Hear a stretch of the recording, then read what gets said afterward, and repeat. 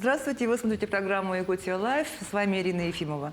В 2020 году городской округ Жатай стал первым муниципальным образованием в стране, где не осталось аварийных домов. Таким результатом удалось похвастаться благодаря успешной реализации программы по переселению из ветхого и аварийного жилья. Кроме того, местных жителей не просто переселили в новые здания, но переселили в умные, энергоэффективные дома. Насколько сегодня успешно идет программа по переселению, а также куда переселяют жителей аварийного жилья, поговорим с нашими гостями. Это начальник отдела по реализации программ дирекции жилищного строительства Игорь Алексеев и первый заместитель генерального директора Республиканского ипотечного агентства Лия Шайнурова. Здравствуйте. Здравствуйте. Ну, давайте начнем с такого вопроса. Сколько сегодня у нас в Якутии осталось аварийного жилья? Ну, в целом в Якутии у нас действует программа переселения с 2019 года. В программу переселения включены аварийные дома, признанные аварийными с 2012 по 2017 год. Их общее количество 3600 многоквартирных домов. Это один из самых больших показателей в стране, насколько я знаю. Да, один из самых больших показателей в стране. 10% от всего аварийного жилищного фонда Российской Федерации. И общая площадь включенных аварийных домов составляет 1 136 000 квадратных метров. И какие сроки стоят по их До 1 сентября 2025 года. 2025 года. Да. А есть же еще дома, которые признавались аварийными после? Конечно, есть.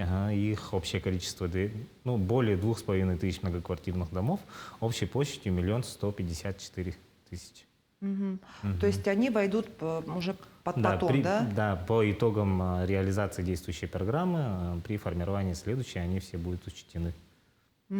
И ведь есть еще дома, которые не признаны аварийными, но таковыми являются. Да, есть.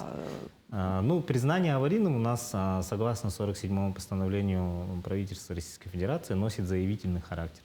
То есть собственники многоквартирного дома все коллективно должны обратиться в адрес межведомственных комиссий, которые образованы во всех муниципальных образованиях, о признании своего дома аварийным. Без обращения собственника никто не имеет права признать дом аварийным. То есть жители сами должны написать заявление. Да. Но я вот, насколько знаю, раньше была проблема в том, чтобы оплатить комиссию. Комиссия сама по себе, она бесплатная. Просто по факту заявления отрабатывает, выезжает, акт заключения делает и распоряжением все это заверяет и признает дом аварийным. Но для обращения в межведомственную комиссию нужна независимая экспертиза. Независимая инструментальная экспертиза технического состояния квартирного дома. Так как экспертиза независимая, она соответственно, платная. Соответственно, да, частная практика и платная. Вот в этом есть загвоздка. Тем более, что многоквартирные, аварийные дома, это деревянный фонд в основном, да? И там же не только 16-квартирные есть дома, но есть там 4-квартирные. 4-квартирные, 8-квартирные, таких да, много. И тогда вот эта сумма, она для этих жителей, в общем, существенная оказывается. Да. Мы работаем в прямом эфире. Задать вопрос моим гостям можно, позвонив в студию по телефону 8 41 12 42 14 39 или отправить сообщение в Телеграм на номер 8 914 235 0502. Но вот вы упомянули, что есть федеральные, региональные, муниципальные программы. Давайте вот немножко подробнее, да, кто за что отвечает, кто несет вообще ответственность в целом. В целом федеральная и республиканская программа – это одно и то же. То есть есть федеральная программа, в рамках федеральной программы действует республиканская программа. Финансирование идет из фонда… Федерального бюджета? Да, нет, не из федерального бюджета, а из фонда по развитию территорий, бывший фонд содействия реформированию ЖКХ. Но в то же время существуют и муниципальные программы переселения. У нас в республике муниципальная программа переселения действует, оно есть во всех муниципальных образованиях, но финансируется в соответствии с возможностями муниципальных бюджета. Образований. Да. И оно действует только на территории города Якутска и на территории Мирнинского района. В остальных финансирование очень слабое, и фактически расселение идет только за счет республиканской адресной программы. Ну вот вообще я примерно понимаю, что самое большое количество аварийного жилья у нас приходится на город Якутск. А где еще? Тут с каких еще районов? Алданский, да? Да, Алданский – это промышленный район в основном. Алданский, Ленский, Из непромышленных у нас Мегино-Кангаласский, Татинский имеют большое количество аварийного жилья. Мгм. А вот кто может рассчитывать на новую квартиру? То есть понятно, что в этих домах часть квартиры, она еще муниципальная, да? А вот те, которые... Приватизированы. Чьи квартиры уже приватизированы, Да, да, владельцы приватизированы. жилья. На квартиру, по сути, имеют право все. Муниципальные квартиры имеют право только на квартиру, не менее ранее занимаемую по общей площади. А частные квартиры, они имеют право выбора. Они могут взять выплатой возмещения рыночную стоимость своей аварийной квартиры, либо получить новую. Но в 2020 году внесены изменения в жилищный кодекс, в соответствии с которым, если человек приобрел квартиру уже после признания аварийным, то он имеет право только на выплату возмещения, не превышающей сумму приобретения квартиры. То есть за сколько купил? Да, за сколько купил, только столько и получил. Такую сумму и получит. Понятно. А вообще размер выплаты кто определяет? Размер выплаты определяется по каждой квартире индивидуально.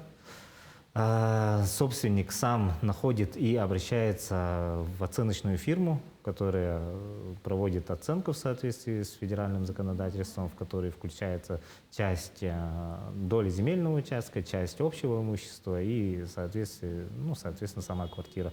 И выводит рыночную стоимость, которая и выплачивается собственнику по соглашению.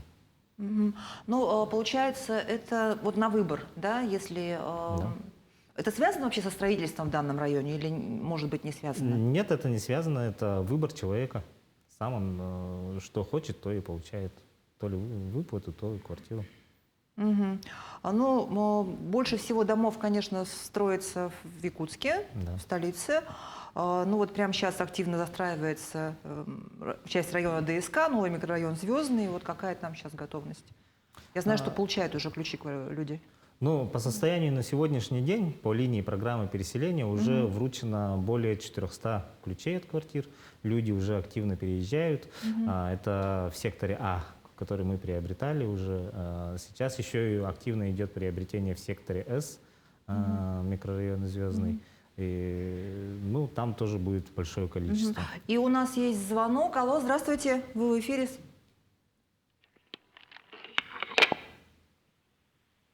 Здравствуйте, задавайте ваш вопрос.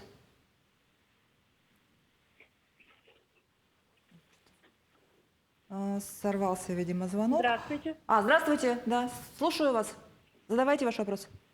Здравствуйте. Да-да-да, спрашивайте. Мы вот жители Байкалова, 25/2, квартира 1. Нас нынче затопило. Здравствуйте. Да-да-да, Нас слушаем. нынче затопило. У нас был и мэр наш, Евгений Григорьев. Да, и?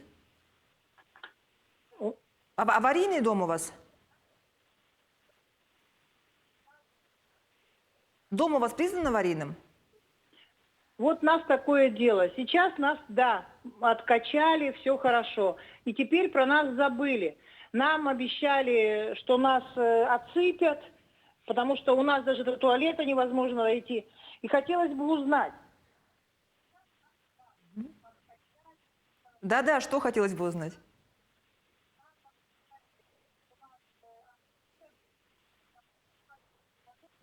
Ну, в общем, примерно понятен вопрос. Адрес Что Байкал. дальнейшие действия? Про нас переселение нам говорят. Но сразу говорю, что в Звездный мы не поедем. Я в центре живу. Зачем мне Звездный? Хотелось бы узнать наши действия. Нами кто-то дальше будет заниматься или все на этом? Ага, спасибо. Ну, по-видимому, в этот дом попал в программу переселения. Для них приобретена квартира в Звездном. Так как все адреса в голове содержать как-то трудновато, поэтому отвечаем так. То, что если он попал в программу переселения и для него приобретена квартира в Звездном, то человек не должен переехать на Звездный. Как должен, а если Ну, не хочет? в смысле том, что Если в городе имеется 200 аварийных квартир, мы приобретаем ровно 200. Мы не приобретаем там лишние квартиры для того, чтобы человек имел право выбора.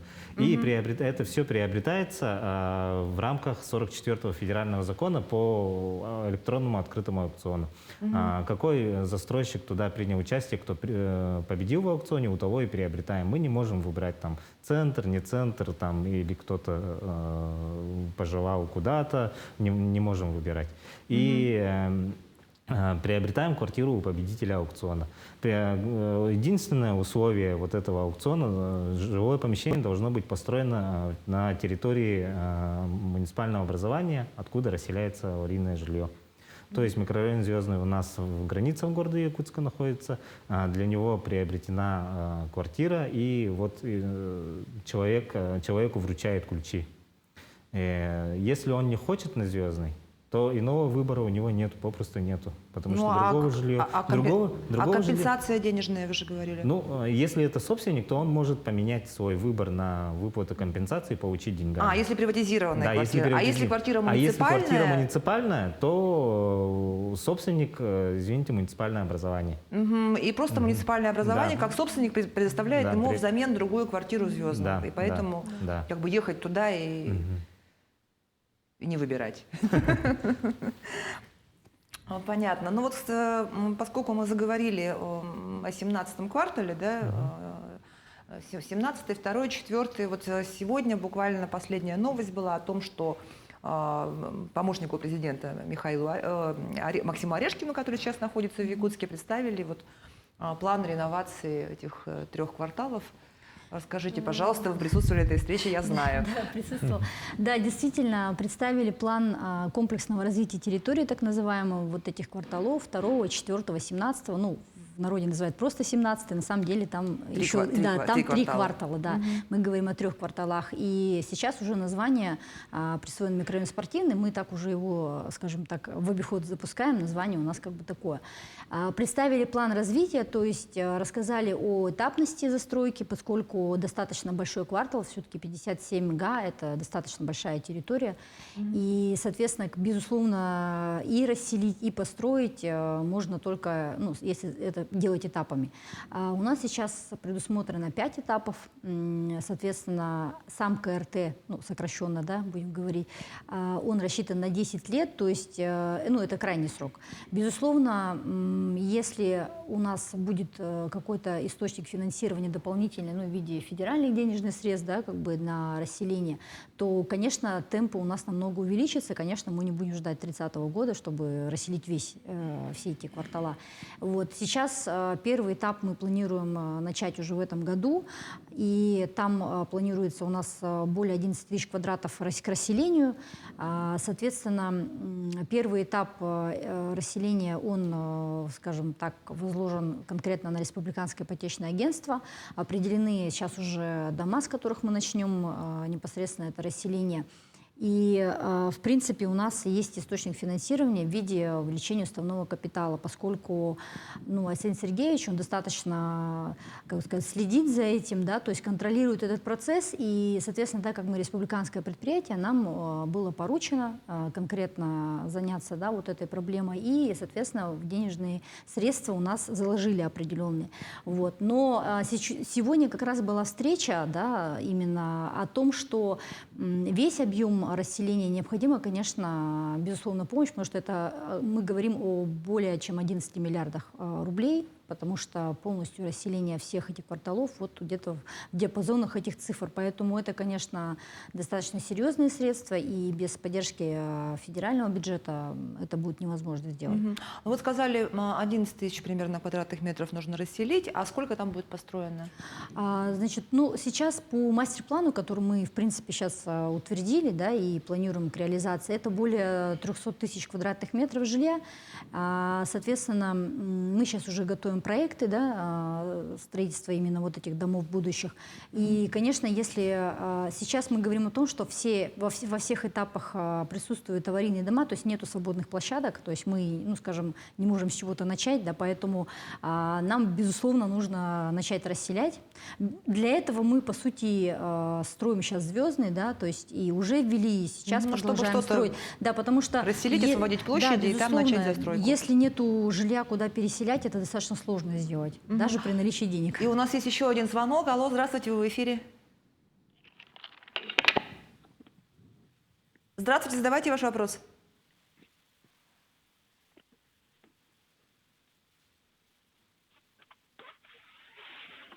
Алло.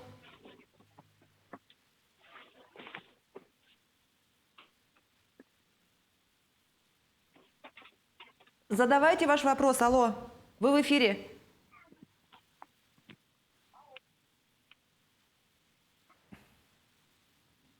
Ну, что-то, видимо, не слышит человек. Давайте вернемся к тому вопросу, вот как распределяются все-таки, значит, эти квадратные метры. Потому что раньше как-то было по количеству прописанных, вот сейчас по количеству там, метров, которые были.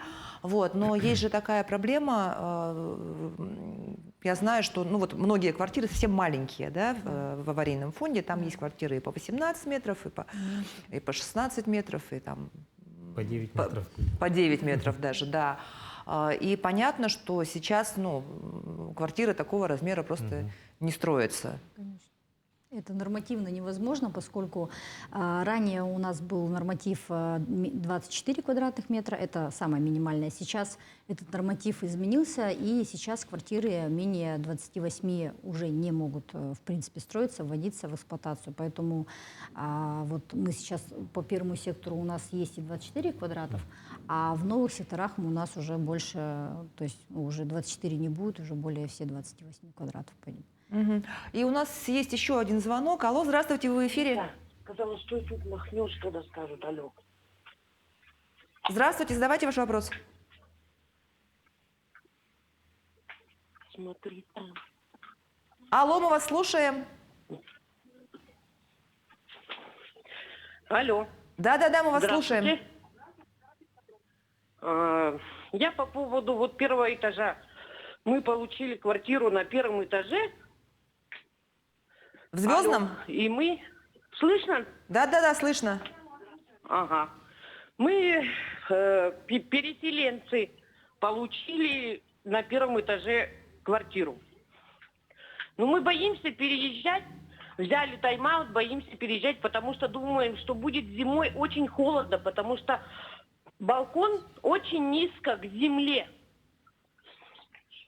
Угу. А где вы получили Да, квартиру? в Звездном. Мы получили в Звездном. Звездном на первом этаже. Угу. Ну, боимся брать квартиру из-за этого. Балкон, что он не застеклен, что холодно будет зимой. У меня маленькие дети. Что-нибудь будет решаться по поводу балконов? Угу, спасибо, Нули, я так понимаю, к вам вопрос. Да, я поясню этот вопрос. Значит, ну, он тут состоит из двух, скажем так, вопросов. Да? Первый вопрос касается первого этажа по поводу холодно или не холодно. Ну, у нас, в принципе, в Якутии это самая главная всегда проблема первых этажей. Неважно, какой это дом, это КПД или обычный там каркас-монолит. У нас дома построены по системе каркас-монолит. И почему мы говорим, что первый этаж низко? Потому что у нас вертикальная планировка сделана таким образом, что у нас вход с нуля, то есть у нас нет лестниц, у нас приподняты, получается, за счет вертикальной планировки пандусы, да, к домам. Соответственно, поэтому балкон у нас получается на уровне, по сути, вот этих вот пандусов. Но это сделано для удобства того, что, опять же, для попадания в дом, чтобы не было лишних лестниц, ну, например, для инвалидов это достаточно удобно. Что касается по поводу холода, у нас дома, первые два дома были введены в декабре, соответственно, прошлого года. Во всех домах были проведены теплоизоляционные исследования, то есть прежде чем у нас принимали дома в стройнадзор, были, соответственно, данные исследования проведены. Ни в одной квартире на первом этаже каких-то критических температур у нас не наблюдалось. В принципе, у нас уже зиму, в принципе, эти дома уже простояли. То есть зиму эти дома уже да, простояли? они не были введены, скажем, там летом, и мы сейчас думаем, как бы это будет зимой, да, будет происходить. Они все были, по сути, введены. То есть телезрительница может без боязни переезжать на В принципе, на да. первый По этаж. поводу второго момента, по поводу остекления. Значит, действительно, у нас проект предусматривает не остекленные балконы. То есть, если вы посмотрите, ни в одном доме из 7 домов они не остекленные. А сейчас, ввиду того, что поступает определенное обращение как бы от граждан к нам, да, что вот по поводу остекления и прочее, мы сейчас проработаем проект остекления в едином стиле. Ну, скажем так, по желанию жильцы могут, в принципе, его остеклить, но это будет не выдаваться из общего архитектурного вида, да, это будет примерно в одном стиле, и это можно будет сделать по желанию, поскольку у кого-то есть желание остеклить, у кого-то нет, поэтому, ну, там, кого-то мы, скажем, не будем принуждать, но проект сделаем, мы передадим через управляющую компанию, ознакомиться, соответственно, жильцов. И у нас есть еще один звонок. Алло, здравствуйте.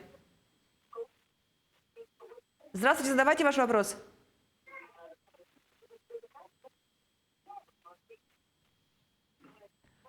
Алло, здравствуйте, задавайте ваш вопрос. Вы в эфире. Алло, здравствуйте. Да-да-да. Слышно меня, да? Вы знаете, я звоню от лица жителей Третьей Борисовки. Алло, слышно? Да-да-да, слышно. Слышно, Ага. слышно, говорите. Я звоню от лица жителей Третьей Борисовки, чьи дома официально не признаны аварийными, с вопросом, когда снесут наш микрорайон. Мгм, спасибо. Ну, если по линии программы переселения, то необходимо признать дом аварийным, обратиться в этот департамент жилищного отношения в городе Якутска. Там базируется у нас межведомственная комиссия по признанию домов аварийными. В адрес председателя межведомственной комиссии обращаетесь, они выезжают, признают дом аварийным, и в следующую программу будет осуществлено дом. Ну, то есть, с чего мы начинали, да, признание дома аварийным носит заявительный характер. Да. То есть, пока вы не обратитесь с заявлением в муниципальный округ, в данном случае в администрацию Город города Якутска, Якутска, департамент жилищных отношений, никто не придет и ваш микрорайон не снесет со стороны. Давайте, значит, вернемся вот к тому вопросу, когда житель получает квартиру больше размером. Он должен доплачивать за эти квадратные метры лишние?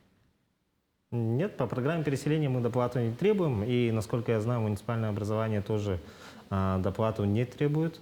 Если муниципальные квартиры получают большие квадратуры, ну, они по закону должны получать не менее ранее занимаемые. Но так как мы уже упомянули, расселяются квартиры и 9 квадратами, там и 10, 11, то им приобретается минимальная площадь, которая есть на рынке, это, как правило, 24-28, и туда человек заселяется. А если собственник, то там квартира приобретается, ну, согласно закону, должно приобретаться согласно равноценности. То есть собственник должен оценить свою квартиру, и ну, государство должно на эту сумму приобрести ему квартиру новую.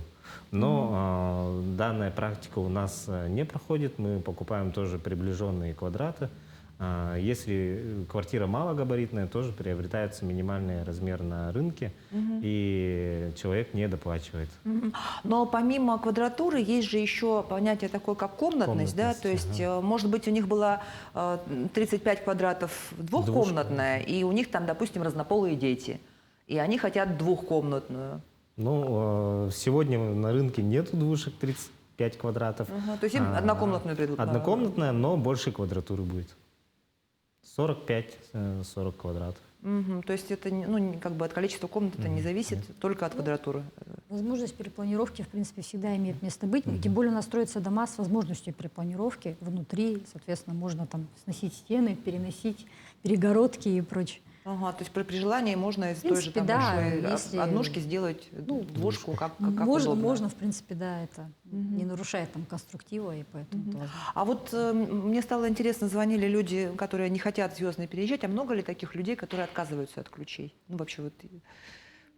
Ну, я не знаю, наверное, сейчас это больше, наверное, ответит департамент жилищных отношений, потому что они непосредственно занимаются, да, выдачей ключей, расселением и прочим, но...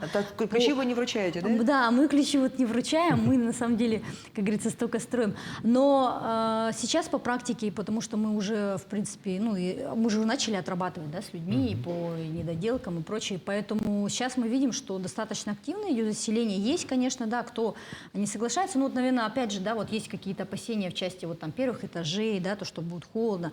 А так как-то, в В общем-то, идет процесс, и те, кто уже заселились, они вот как-то уже больше, они уже с нами контактируют в части дальнейшей работы. Ну, там, пишут заявление, где-то что-то кому-то подправить, где-то что-то исправить, то есть вот так вот. Интересуются, когда будет там, что дальше. Ну, то есть здесь уже вот как-то так. Поэтому процесс идет.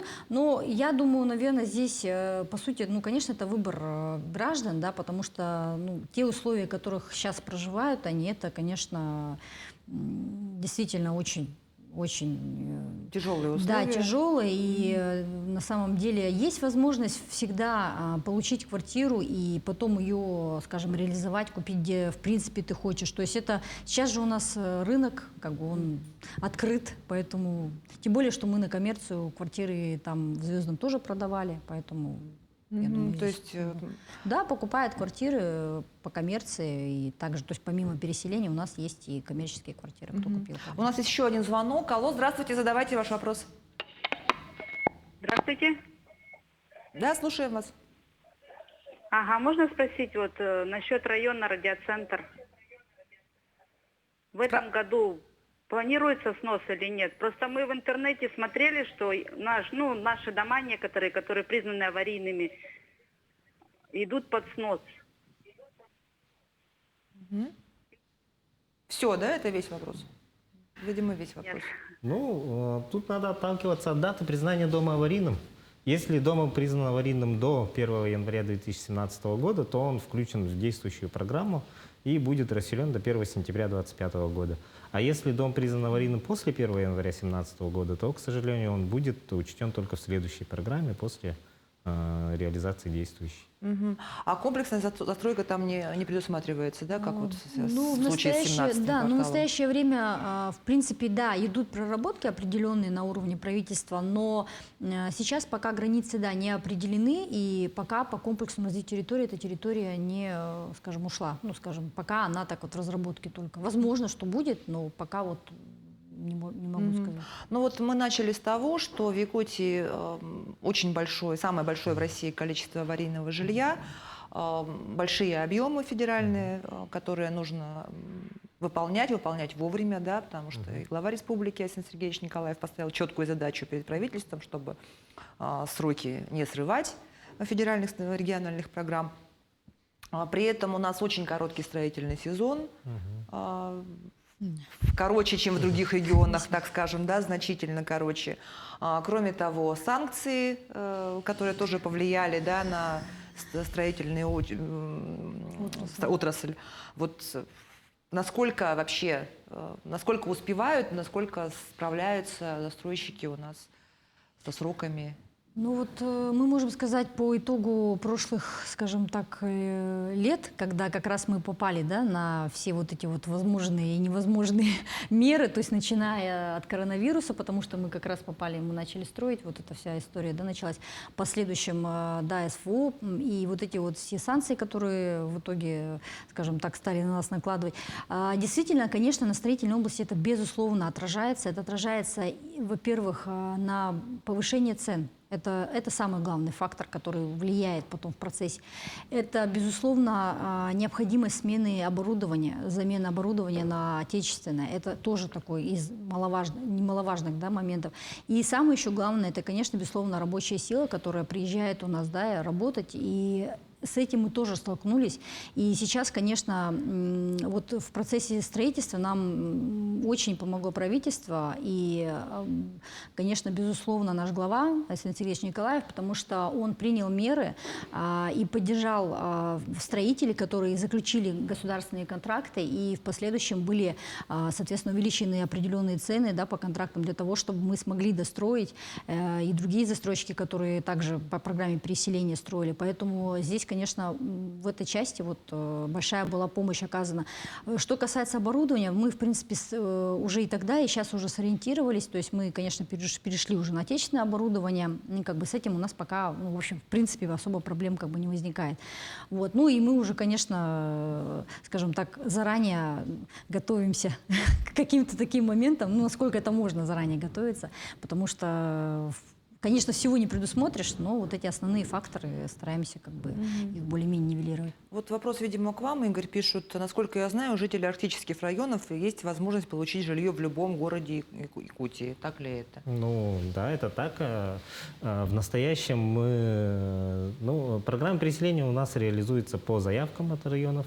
И арктическим районам была дана такая возможность приобрести жилое помещение в пределах субъекта, например, в городе Якутске или районном центре, так как у них очень сложное строительство, очень дорогое строительство, застройщики туда заходить не очень хотят, потому что там с дорогой связаны, с доставкой всех этих строительных материалов и так далее. Поэтому, чтобы людям не ждать конца программы, им дана была возможность приобрести квартиры в городе Якутске. И по этапу 2022 года, в 2022 году арктическими районами было заявлено более 200 желающих переселиться в город Якутск. И сейчас идет активная контрактация по приобретению для них квартир в городе Якутске. То есть из любых населенных пунктов выбирают все-таки город Якутск, да, в основном? А вот, значит, территория 2, 4, 17 кварталов, вот радиоцентры вы упомянули, какие еще есть проекты? Это проекты комплексного развития территории, правильно я понимаю? Да, это именно проект комплексного развития территории. Это вообще понятие появилось совсем недавно относительно, можно сказать, в конце 2020 года. И вот весь 2021 год был посвящен тому, что это, скажем, активная реализация была именно вот этих проектов. Что подразумевает комплексное развитие территории? Это понимается обновление территории, то есть как жилой, так и нежилой. Но в данном случае у нас это все-таки больше жилая, потому что у нас как раз-таки очень много аварийного фонда и подразумевается обновление именно вот этой территории. Мы помимо 2, 4, 17 кварталов, сейчас у нас еще принято решение о КРТ, это 86, 93, 94 квартала, это территория Сайсар. Так называемый.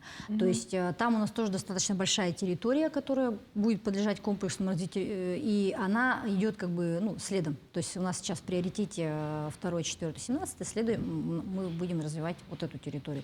Мастер-план у нас готов, решение, в принципе, тоже уже вышло, и сейчас мы, скажем так, подходим и в том числе и к этой территории, потому что она достаточно большая, аварийного фона там тоже достаточно много. То есть комплексное развитие территории подразумевает то, что там строится и жилье, и социальные объекты, и благоустройство. Да, это вот принципиальное отличие от точной застройки, потому что здесь помимо жилья обязательные условия – это строительство инженерной инфраструктуры, транспортной и социальной. То есть вот эти вот, скажем так, школа, садик. Да, то есть это не просто, грубо говоря, количество домов без вообще какой-либо там социальной инфраструктуры. Поэтому и мастер-план утверждается только при наличии, если там обязательно будет школа, детский сад, и какие-то спортивные объекты, как у нас, например, в спортивном. Да, то есть. У нас буквально 1,5 минуты до конца эфира. Вот один вопрос от зрителя зачитаю. Мы живем на улице Чернышевского, 117/7. 4 семьи в нашем доме, еще несколько семей живут в соседних домах. Вокруг нас идет строительство. Есть ли в планах нас расселить и на нашем месте построить многоквартирный дом? Если тот же самый вопрос, если дом признан аварийным до 2017 года, он учтен в программе, если после, то он будет учтен в следующей программе, а если он не признан аварийным, то необходимо его в установленном законном порядке признавать аварийным. А конкретно зрители могут отправить свой вопрос в социальные сети Министерства строительства или дирекции жилищного строительства. Тогда все будет по спискам проверено и дан конкретный ответ. Ну что ж, благодарю вас за беседу, желаю успехов в реализации программы переселения и всем, кто вот получит ключи от новых квартир, отличного новоселья. На этом выпуск программы «Якутия Лайф» подошел к концу. Меня зовут Ирина Ефимова. Смотрите нас по будням в 19:15 и расскажем, чем живет Якутия.